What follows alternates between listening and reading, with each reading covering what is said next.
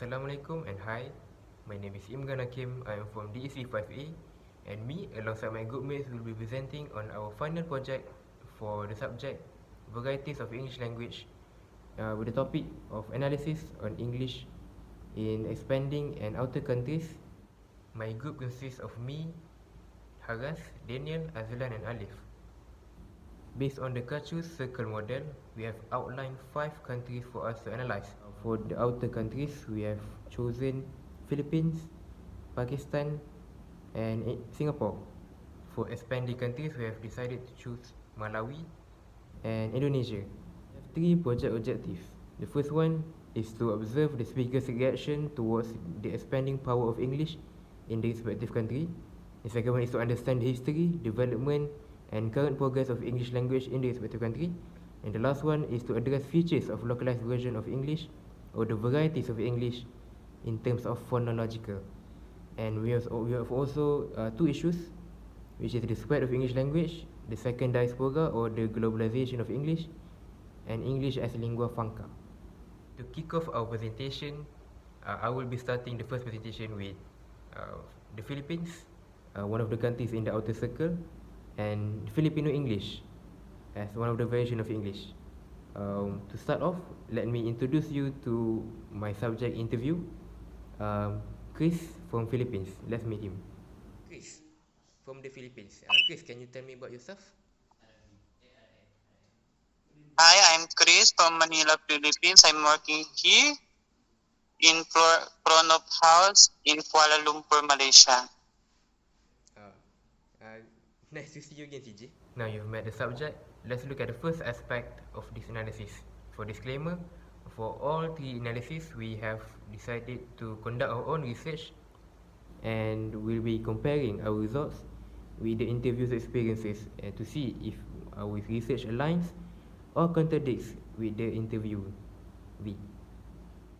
Now, getting into the first analysis, let's look at the reaction towards the expanding power of English in the Philippines.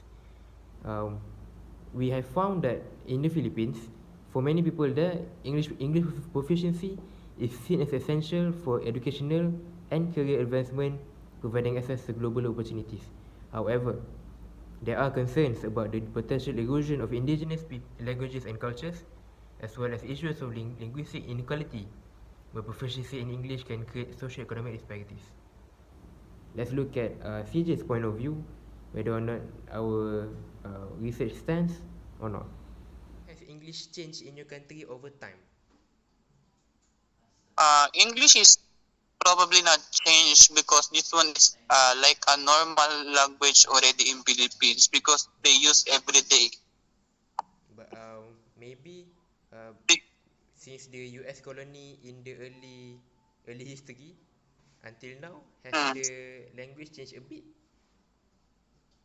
We still can use English as until now. Up until now. And is more English good or bad for your local language and culture, for Tagalog? Both same la, not so bad. Both same are normal. But normal to speak normally like this. When you talk, if you want to talk English, can. If not, Tagalog lang. We've looked at the first aspect. Let's move on to the second aspect of history, development and current progress of English language at the Philippines. According to our research, we have found that in relation to the past point, that English was established as an official language alongside Filipino or Tagalog after independence in 1946. It became the primary medium of instruction in schools. The Philippines has a unique relationship with English due to its colonial history under both Spanish and American rule. Today, in current times, English proficiency remains high in the Philippines, with a large percentage of the population able to speak and understand it, serving as a lingua franca among Filipinos. English was introduced as a formal language of instruction during American colonization in the early 20th century and has since become deeply embedded in society. Now, let's look at CJ's point of view again, if whether or not our research stands, or if he has a different idea as a Filipino. I read before this that Philippines was under US colony. before this? Yes. Is it because of that that English became popular in Philippines? Yes, because of word war like this, I forget. I bit forget already. Oh, so similar like Malaysia, where we were Yeah. colonized by British. Okay.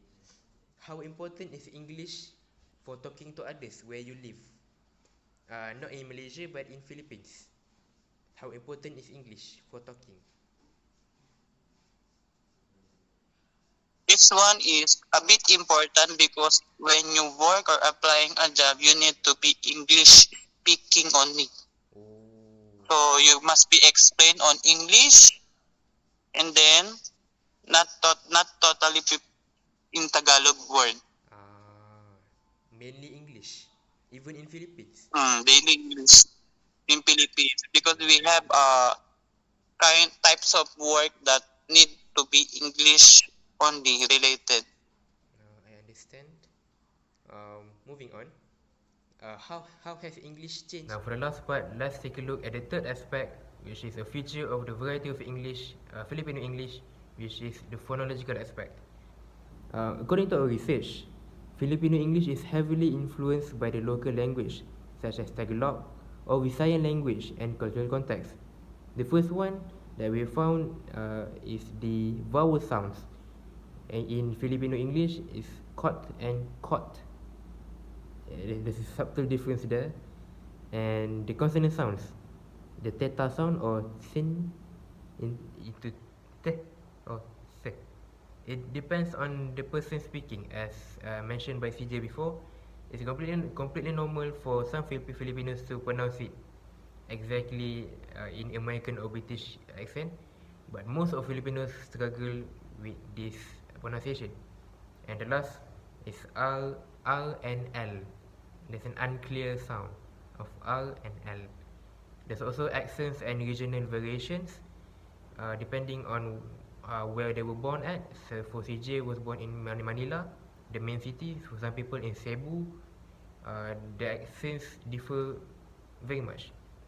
And the last is the influence of native languages, such as the Visayan languages. Now let's look at CJ's point of view on the phonological part of Filipino English. I forget already how to speak, Oh, um, like say that sometimes you use English mixed with Tagalog, right? Yeah. Is there like Like this. Like how are you? Are you okay or not? so very easy English? You okay or not? Like Malaysian English also. Oh. Moving on to the second one is Singapore, the country that in the outer circle and use Singapore English.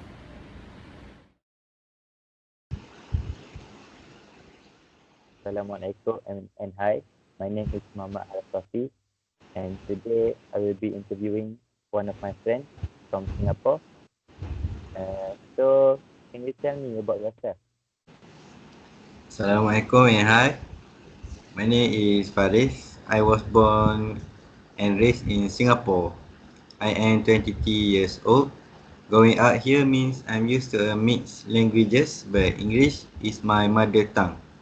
I'm currently now working at Changi, Singapore, where English is pretty much the main language we all use here. Oh. So, Faris, how did English become popular in your country? English got popular. English proficiency The first has concept helped is establish reaction Singapore as a towards global the business expanding and power financial of hub. English in The Singapore. use of English facilitates international trade, attract The first multinational concept is cooperation, reaction and boost the towards tourism the expanding industry. power of English in Singapore. Also, English as the medium of instruction The in first school concept and is universities reaction provides towards the students with expanding access power to of a English vast in array Singapore. of global knowledge and resources, enhancing their The learning first concept. experience. So, for the next question. So, how has English changed in your country over time? English in Singapore has evolved into something unique called Singlish. It mixes in a lot of words from Malay, Mandarin, Tamil, and other dialects. We use standard English in formal settings, but Singlish is what you will hear in casual chats. It's a big part of our local culture now. Okay. So for the next one, are there unique ways people speak English in your area? On for the second aspect.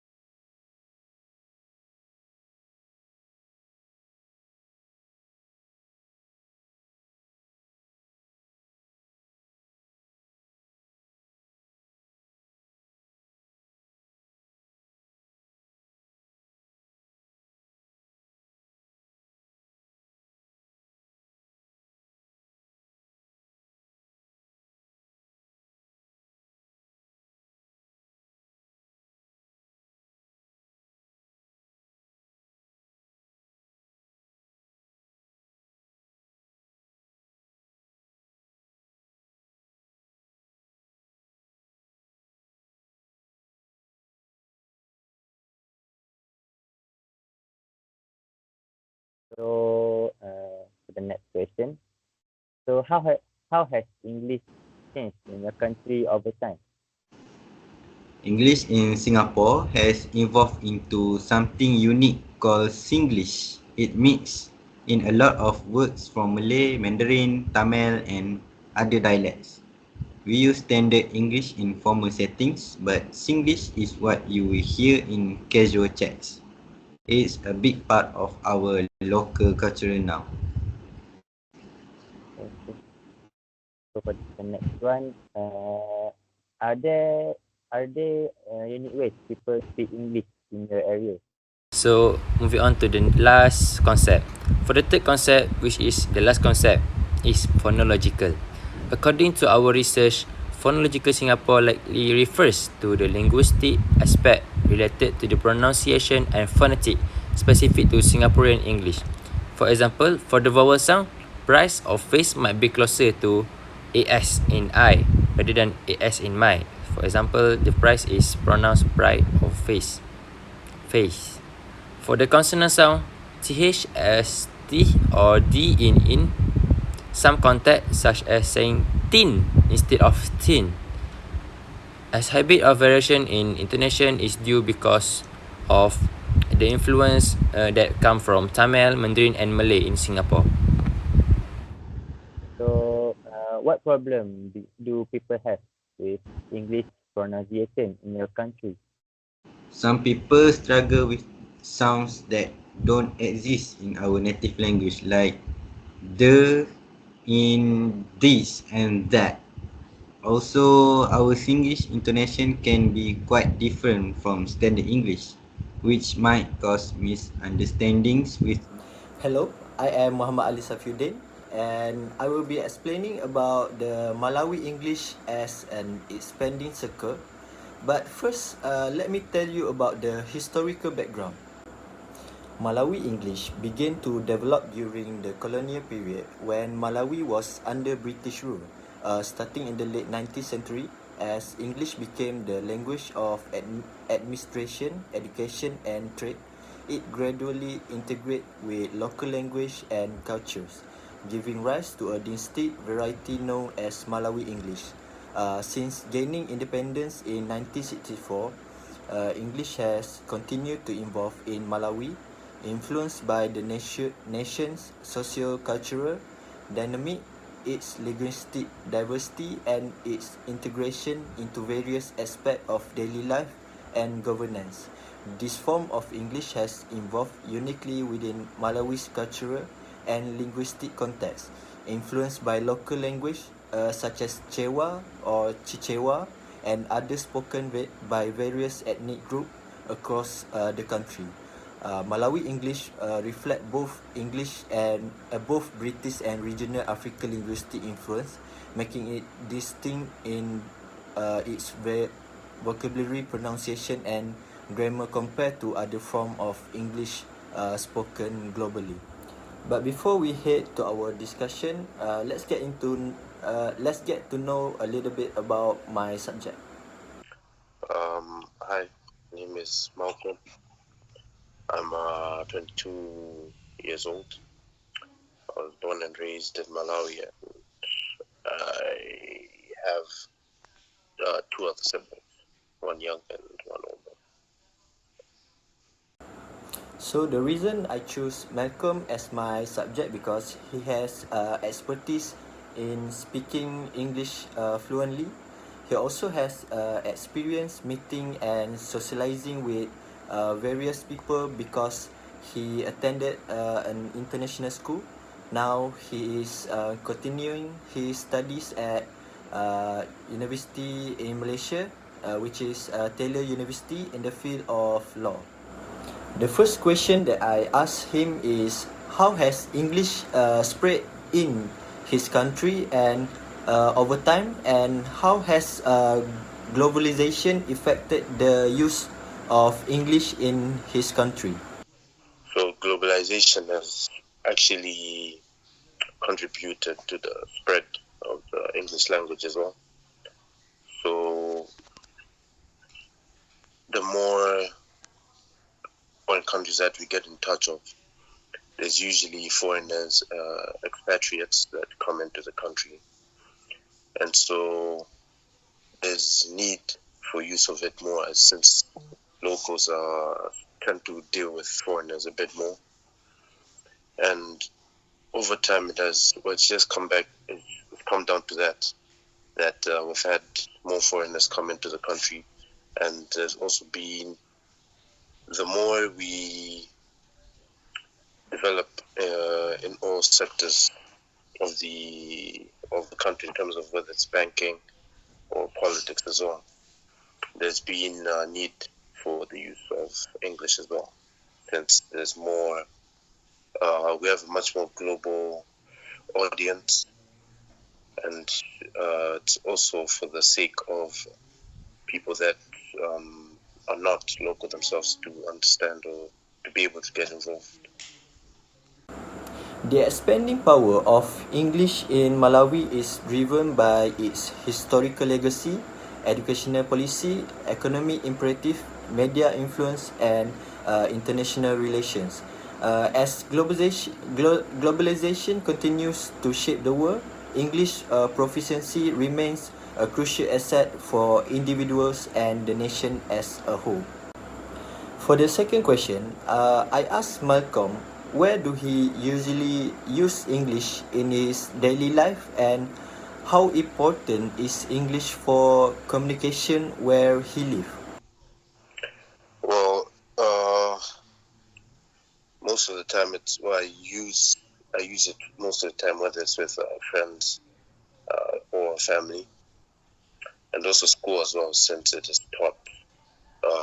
That is the language that's used in school to teach. So that's how important it is to use English where I am currently. The use of English in Malawi can be said to be widespread because few of them use English as a daily language to speak to each other, and it is also used in school by their teacher to teach. And then I asked his opinion about more people using English in his country, and is the increase in English a good or a bad for local language and cultures? In terms, well, it's not too bad of the scenario if it's a case where there's an increase in the use of English, because in a way, well, like I said, it will help in the development as well when we're dealing with people that don't speak the local language, and as long as it's just seen as a tool to help communicate with the outside world, then it won't impact the culture too much, because it's something that most people would, even they themselves would like to learn, so that they can, or just for the sake of having another skill to speak beyond what they have learned. On the positive side, it can facilitate communication and integration into the global economy, as English is widely used in international trade, education, and technology. However, it is important to ensure that this trend doesn't overshadow the preservation of local language and cultural identities, as they are integral to Malawi's heritage and community cohesion. Balancing the promotion of English with the preservation of indigenous language and culture is crucial for a sustainable linguistic landscape in Malawi. Next, for the history, development, and current progress of English language in Malawi, I asked Malcolm to briefly explain how English has changed over time in his country and how is English used differently now compared to the past. Well, now it's being used more for, well, okay, because before there was some cases where you would go somewhere and whether you're purchasing a service, a product, and when you talk to employees, especially, some wouldn't be able to respond if you speak to them in English. But then nowadays there's usually whoever that you're speaking to when purchasing a product or service. There's always now like a high chance of them being or knowing how to speak the language as well. And so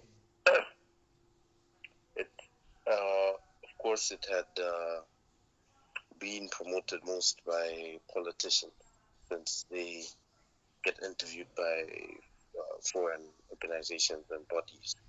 So over time, there's been more and more use of it.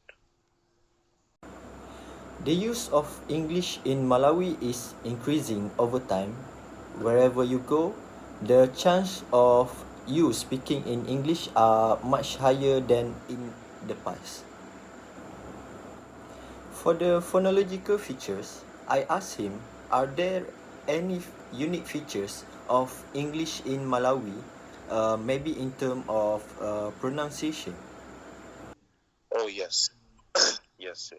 There's, because of the way we pronounce certain words in the local language, there's some other words in the English language where people mispronounce letters. So the most common one is people swapping L's and R's, the two letters. That's where there's usually case where like a difference in feature. And of course the accent as well. Since even within the country we have different languages, so the English accent of locals as well also varies based off of where they're from and who they learned the language from, because they usually learn it from people that don't know how to speak the language too well as well. In some varieties of Malawi English, particularly influenced by local language such as Chinchewa, there is a tendency for speaker to swap the sound L and R.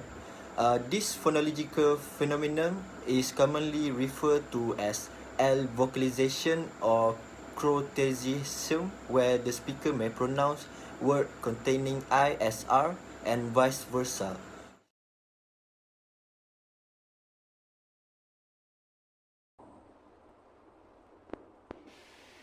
Hi, my name is Irfan Julian. I'm from West Kalimantan, Indonesia, and I have half bloods is Chinese and Dayak. And as a barista at the cafe, I use English every day at Indonesia primarily through colonial influence and subsequent education policies during at late 19 and early 20 countries. British and Dutch interactions introduced English to Indonesia. Post-independence, English role expanded to its importance in international trade and tourism. It became a compulsory subject in schools, further embedding in the education system. Also, globaliz- globaliz- globalizations has significantly increased the use of English in Indonesia. With the rise of the internet, international business, and tourism, English proficiency has become a valuable skill, and that's why English plays significant roles in our country as a second language.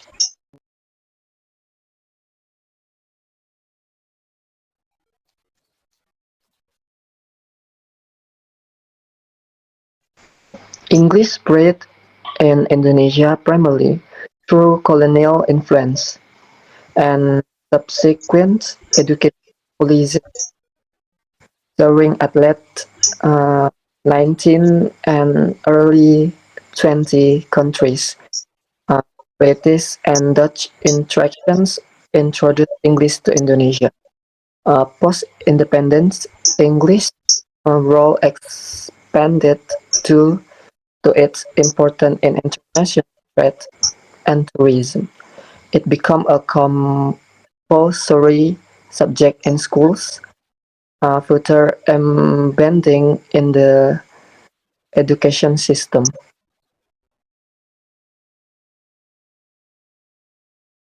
Indonesia primarily through colonial influence and subsequent education policies during at late 19 and early 20 countries. Uh, British and Dutch interactions introduced English to Indonesia.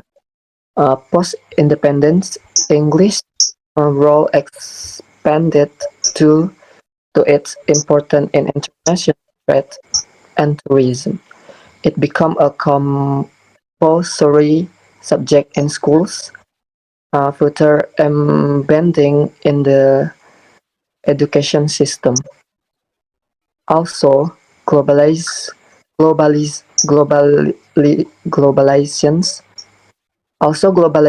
has significantly increased the use of English in Indonesia. With the rise of the internet, international business, and tourism, English proficiency has become a valuable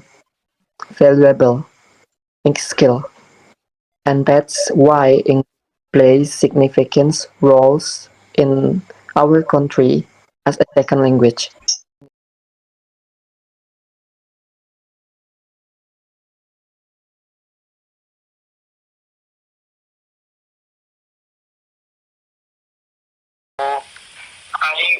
Initially I started with the handwriting. Handwriting that is your native handwriting. Yes.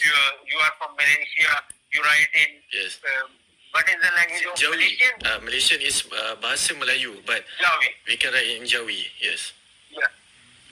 Your national language Jawi. If the calligraphy in Jawi and beautiful writing in Jawi. Yes. So I started with my native language, trying to writing it beautifully. Also, my father, find a teacher of, proper teacher that teaches us, our whole family, how to write properly. So my interest started from there when I was grade in 7. After that, my interest become, day by day increases, and my father, find another good calligrapher, master calligrapher. Where did you first learn English and how? Where did you first learn English and how much do you use it in your daily life? Okay. So first of all, I'm not, that good in English, but I am. No, I think you can converse quite well. Not that good. Yeah. Okay. Thank you. So in Pakistan, actually, English is kind of our second language. Yeah. And in mostly privileged areas, even are in our own country, some of the regions that are very much, kind of very developed or elite class, they use English in their daily life a lot. Okay? So meanwhile, in Pakistan there are some backward areas that didn't even know how to write their name in English. They don't know much about English. They just know some words. As been explained by Hassan, English holds significant importance in Pakistan as a language of administration, law, higher education and business. Proficiency in English is often seen as a marker of social status and access to opportunities. In urban areas, many middle class and working class Pakistanis also have some degree of proficiency in English, especially in cities. Their proficiency level can vary widely, with some being fluent and others having basic communication skills.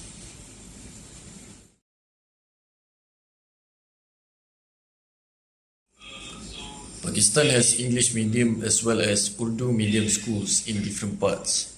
In the Urdu medium schools, English is taught at a very basic level. These schools are run by the government and are meant to be for students coming from poor income groups. Children at 3 years are introduced to the English alphabet while they are slowly given instruction as they move to the higher classes of education.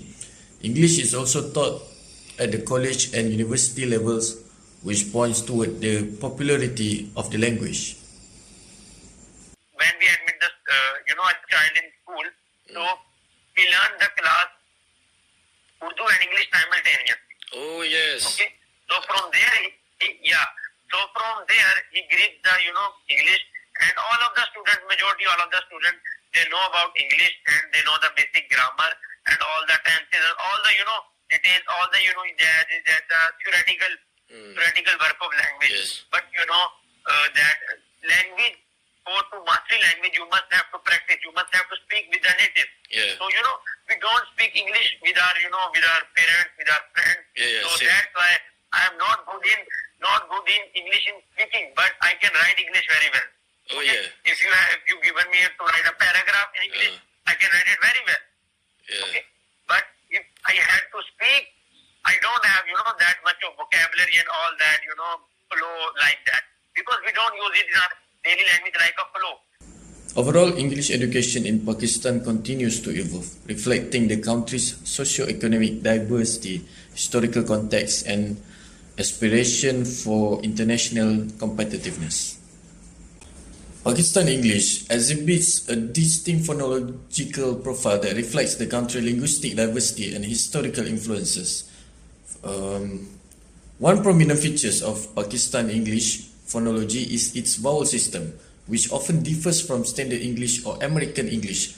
For instance, the vowel is in word like ha tends to be pronounced closer to a rather than a, so it's gonna sound like ha. This is known as the trap bath split, where the vowel is in words like bath is pronounced differently from that in trap. Another characteristic is the pronunciation of the diphthong I as R, resulting in pronunciations like kite for kite instead of kite. This reflects influence from Urdu and other local languages where such vowel sounds are more common. Intonation patterns in Pakistan English can differ from other varieties with a tendency towards syllable time rhythm rather than stretch time rhythm. This affects the cadence and the flow of the speech, making it distinctively rhythmic compared to British or American English. Another socio-linguistic factors also plays a crucial role in shaping Pakistan English phonology. As you can see in the video, the subject commonly use code switching and borrowing from regional language, which is a common usage in English in the country, leading to a dynamic blend of phonetic features. For example, English words are often adapted phonetically to Urdu-influenced speech patterns, such as computer pronounced as computer with a more syllabic emphasis. Another very prominent examples of vocalization difference from Pakistan English with Standard British English is the thick, raw, thick accent. In the video, we can see very clearly the pronounce right instead of right. Other than that, the pronunciation of the words th or the, as in the or that, are pronounced with a thinner vocalization like the or that. In conclusion, the phonology of Pakistan English is a complex interplay of historical, linguistic, socio-linguistic, demographic influences. It reflects the country's diverse linguistic landscape and its ongoing evolution as a distinct variety of English. Herewith, I embed for your viewing some examples of how our subject, Mr. Hassan, pronounced the English and used it differently in terms of phonological structure. How to write properly. So my interest started from there when I was grade in 7. After that, my elite class. Meanwhile, there are in fact like this door, okay, like gate, and like some of the basic words, just basic words that use very common in our basic language. But they don't know much about English.